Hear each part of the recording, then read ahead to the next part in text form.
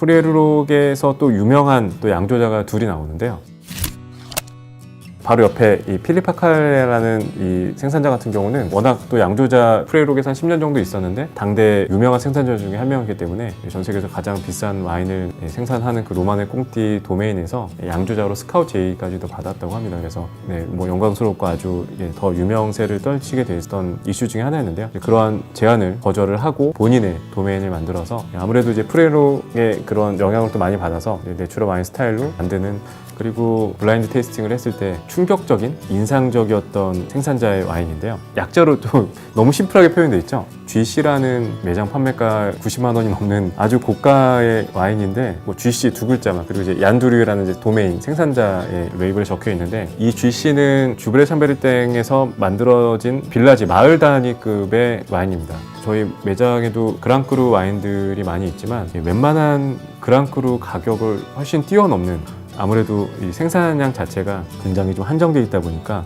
이제는 좀 구하기도 굉장히 어려운 와인 중 하나입니다. 하지만 제가 또 이 와인을 굳이 좀 소개를 드렸던 게, 뭐 내추럴 와인이라는 게 컨벤셔널 와인처럼 품질의 편차는 다 똑같이 존재하는 것 같습니다. 컨벤셔널도 저렴한 와인들 중에서는 마셨을 때 정말 마시기 힘들다라고 생각이 드는 그런 컨벤셔널 와인이 있는 것처럼, 내추럴 와인도 비록 그렇게 맛의 밸런스가 훌륭하지 않은 와인도 있는 반면, 얀두류처럼 가장 정말 이렇게 최상위에 있는 훌륭한 생산자들 같은 경우는 유명한 생산자들의 와인에 전혀 뒤처지지 않고, 그리고 또 하나 재미있는 사실은, 제가 필립 파칼레 와인 소개해드리면서 이 프레룩 양조자 출신이 말씀드렸잖아요. 한 10년 정도 있었는데 너무나 재밌게 또 이 얀두류라는 생산자도 이 프레룩에서 10년 동안 양조자로 일을 했던 생산자입니다. 그렇기 때문에 어떻게 보면 패밀리 세트처럼 너무나 이제 훌륭한 와인들에서 계속 파생된, 점점 이렇게 좋은 와인들이 계속 시장에 출시가 되어 있는데, 이 얀두류 같은 경우는 가장 이제 좀 프랑스에서도 대표적인 이제 내추럴 와인 생산자로 좀 알려져 있고요.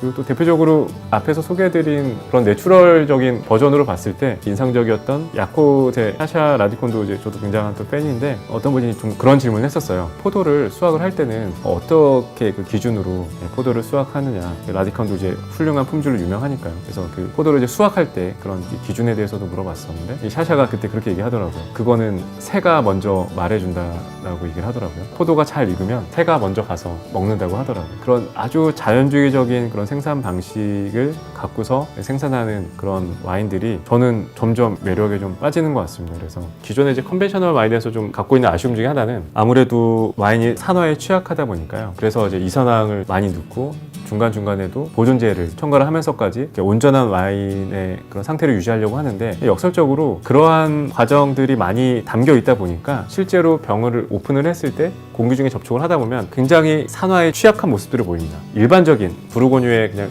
가장 전형적인 컨벤셔널 와인, 그랑크루 와인을 오픈을 했을 때 그 와인이 보통 병을 오픈하고 나서 한 하루 정도가 지나면 산화된 그런 산미나 이런 것들이, 밸런스들이 좀 와인이 깨지는 모습들이 거의 대부분 나타나거든요. 하지만 이런 라디콘의 와인이나 이런 얀두류 와인 같은 경우, 가장 놀라웠던 사실은 제가 작년에 주브레 샴베르땡을 마시면서 그 감동했던 그 와인의 시점이요. 이 와인을 시각청에서 정밀 검사라고 해서 처음 들어온 와인들은 와인을 이제 검출을 위해서 와인을 오픈을 해서 보통 한 3분의 1 정도 이제 정밀 검사를 하는데, 그러다 보니까 이제 너무 또 좋은 와인들은 아깝잖아요. 그래서 대부분의 좋은 와인을 수입하는 수입사들은 이제 그런 검체를 다시 반환을 받아서 이제 테이스팅, 그래서 이제 제가 그거를 4일이 지난, 양이 얼마 남지 않은 그런 바트를 4일이 지나서 이제 테이스팅을 했던 거였는데, 그 4일 지난 모습에서 거의 완벽한 모습을 느꼈던 거였거든요. 그러니까 그만큼 내추럴 와인들은 태생 자체가 산화에 강하게 또 만들어지는, 어쩔 수 없이, 왜냐면 이산화황을 안 쓰기 위해서는 뭔가 이렇게 좀 산화에 좀 내성을 강하게 또 만들어야 되는, 어떻게 보면 그게 또 에너지의 개념도 있을 것 같은데요. 그래서 정말 좋은 와인들은, 이거는 어떻게 보면 컨벤셔널 와인하고 또 공통적인 부분이겠지만, 최대한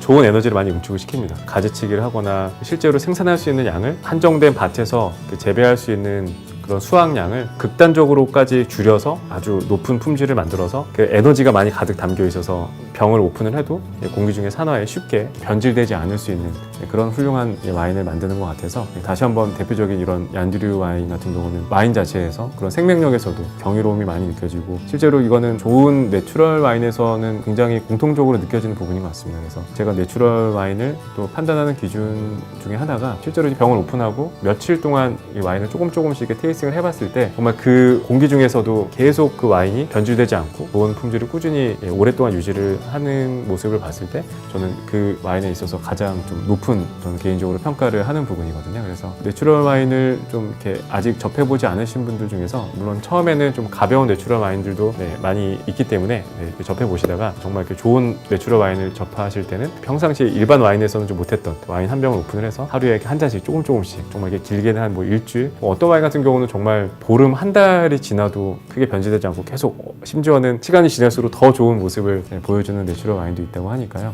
저도 그런 경험들을 통해서 내추럴 와인의 매력을 많이 빠졌으니까 여러분들께서도 이번 내용을 계기로 해서 내추럴 와인 한번 매력에 한번 빠져보시면 좋을 것 같습니다. 아직 구독 안 하신 분들도 구독 부탁드리고 좋아요 많이 눌러주시고요. 댓글 남겨주시면 우선적으로 저희가 검토해서 내용 진행하도록 할 테니까요. 많은 적극적인 참여 부탁드리겠습니다.